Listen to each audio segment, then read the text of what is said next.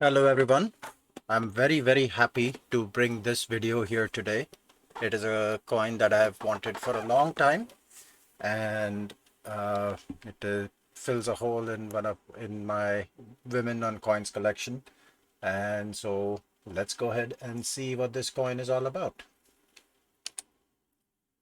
So this is a Sassanid coin of Queen Buran or Buran who came to power in the last years of the Sassanid Empire in this period called the Sassanid Civil War.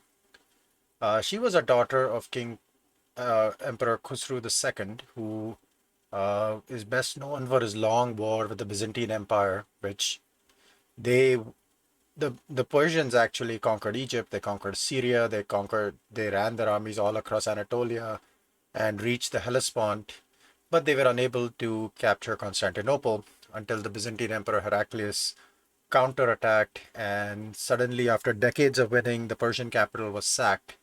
And by then, both sides were exhausted, and the Persians were sick of the civil war. And Khusru's son, Kavad II, deposed him, executed his father, and then went on to sign a peace treaty with the Byzantine Empire, ending the war. And it's interesting, when this war ended, the Persians still held on to Syria and Egypt. And Yet the war ended because the Persians were exhausted and the armies agreed to end the war. Kavad's biggest thing was, biggest quote unquote accomplishment of his reign was the wholesale slaughter of his brothers, which played a big role in what happened next, particularly since Kavad himself died of the plague barely 6 months into his reign. Uh, he was succeeded by his 9-year-old son, Ardashir III, who himself was deposed and killed in April 630 by a general called Shahar Baraz, who usurped the throne. And this really kicks off the Sassanid civil war in earnest, because 40 days later, Shahar Baraz is assassinated and Buran, the daughter of Khusru, is elevated to the throne. Buran herself didn't last long in her first reign, and she was deposed and eventually replaced by her sister, Azarmidokht. And at this time, now the empire is starting to fall apart. Pretenders are arising in the provinces. You have various factions fighting each other. And Azarmidokht herself is deposed and killed by one of the factions, and Buran is restored to the throne. Now, in her short reign, Buran, like, the chroniclers are actually pretty nice to both Azarmidokht and Buran, and they talk about her trying to restore order to an empire that's rapidly spiraling out of control. And she generally has a good press, but unfortunately, Buran herself did not succeed because the factions kept feuding, and Buran was deposed and assassinated in June 632. So it's a fairly short reign for this empress. The thing about Buran is she actually put her own portrait on the throne, on the coins. As you can see from this image, it is a feminine image. You can see her braids on the portrait. And Sassanid coins can generally be identified by the portrait, and one of the biggest thing in Sassanid coinage is the crown, because each emperor had a different crown on their portrait. So even if you can't read the old Pahlavi script, which is what the script on the front and the back is, you generally can identify who the ruler is based off that. Now, both Buran and her sister uh, tried to hearken to the legends and the styles of her father, Khusru, who after all had been the emperor last recognized by most of the empire.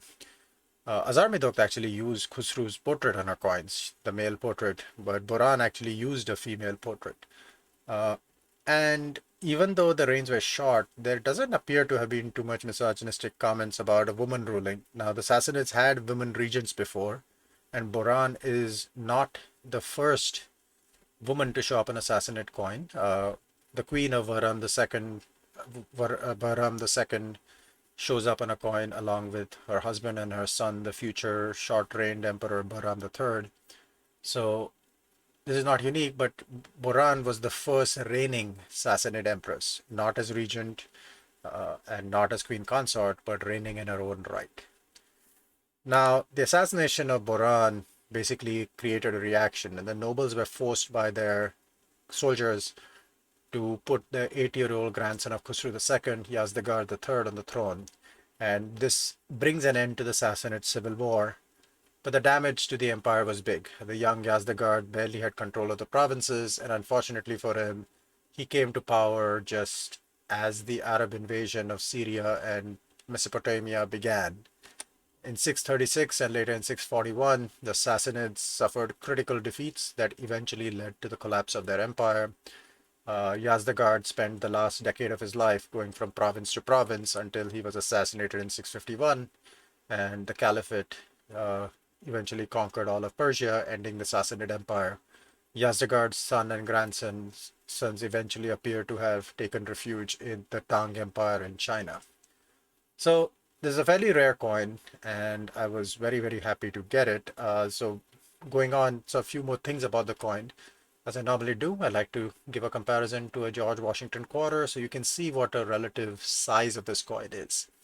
It's a fairly big, wide, flat coin. The Sassanids, after the first couple of emperors, flattened out the flan, so this is like over 30 millimeters. But the flan is very thin. It's almost like a sheet of metal. But it's thick enough that the reverse, as you can see, is not, you can still see a reverse on the coin. The reverse of the coin over here is the Sassanid fire altar with the two attendants, which is a pretty standard motif, the Sassanids being Zoroastrian. It's pretty standard motif that survived on their coinage all the way through. But because the coin is so thin, it is very easy to clip the coin for silver. And this was a particular problem, which is why you probably see those little on the quarters, the crescent and the star symbol, to give out what the dimensions of the coins are so that they're not clipped all the way to the rims or the edges.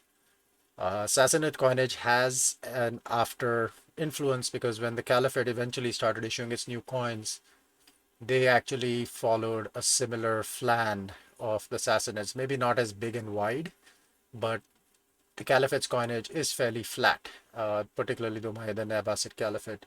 Other dynasties later had slightly thicker coins, but this thin, flat style continues in Persia and the Middle East for like centuries, and it has its direct roots from Sassanid coinage.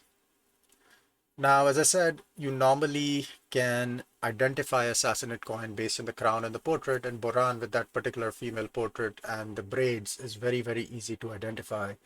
But I really wanted to see if I could identify what the legends are. And recently I acquired this book on the Sunrise collection. I don't know whose is the collector because the collector is anonymous, but it's a pretty cool collection, and you can see the categories that they cover, going all the way back to the Achaemenid Empire, the Seleucid Empire, the Asarchids, who were the Parthians who had deposed by the Sassanids, some of the regional dynasties, the Indo-Parthians, and then finally we get to the Sassanid Empire, which succeeded, came out of the kingdom of Persis in southwestern Persia. And this book, actually, this coin style is numbered in the book, and the auction house actually pretty much copied most of the legend of the thing. So the weight is a little higher, and you'll see that in the next image, but it's a drachm. Generally, the denomination is called a drachm. The Sakastan mint, we'll get to that later. Regnalier 2, and the description of the portrait and the ribbon. And you have two legends on the left and the right of the portrait, and then on the reverse you have two other legends, which I'll get to in a second. And as I said, the reverse is a fire altar flanked by two attendants. But what do these legends mean? I don't read Old Pahlavi, but luckily the Sunrise Collection book explains what the legends mean. So the obverse legend transliterates to something which is the third column, BWLN, GDH. So BWLN is Buran, and the rest of the legend basically means Buran who multiplies glory. Simple legend, but I believe this is copied from a legend of our fathers.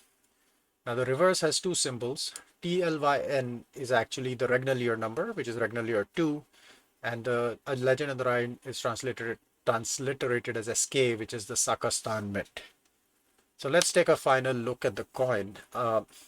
So the legend to the right of the head, may be wrong on this, but I'm pretty sure that is the legend of Buran, because I have another book where I could sort of try to look and identify the legend, and I'm pretty sure that is where the name comes in. And the left is the rest of the legend, Buran who multiplies glory. And likewise on the reverse, the legend on the right, those little, looks like a coat hook. That is what the Sakastan mint legend is. And on the left is the regnal year, year 2. And I'm assuming I've read this right, and I'm relying a bit on the auction listing and on the book Sunrise Collection, identifying this as a year 2 mint as well. But I think I'm pretty right on this. As I said, these flans are pretty big. This is a 32 millimeter flan, so it is pretty large. And you have a silver dram, 4.06 grams. She fits a couple of categories: people who ended badly, women on coins. You don't have too many reigning female rulers in the ancient or early medieval world.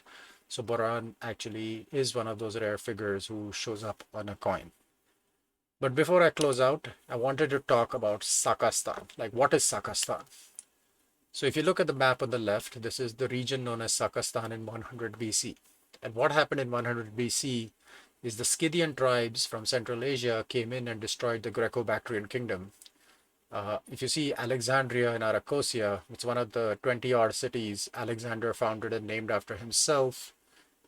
We know Alexandria in Arachosia exists today. We know it today as Kandahar.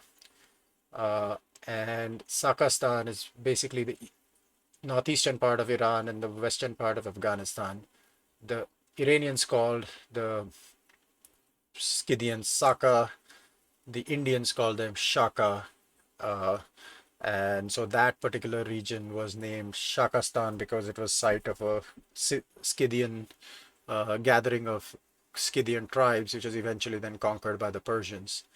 The map on the right is the same region under the Persians and with the Persian names of Turan and Makuran. Makuran is one of the provinces of Balochistan in what is now Pakistan today, which was known as Gedrosia in the Greek world. Gedrosia is basically the Balochistan desert is where when Alexander marched down the Indus and marched his army west, it was where his army suffered heavily on his way back to Babylon through that desert over there.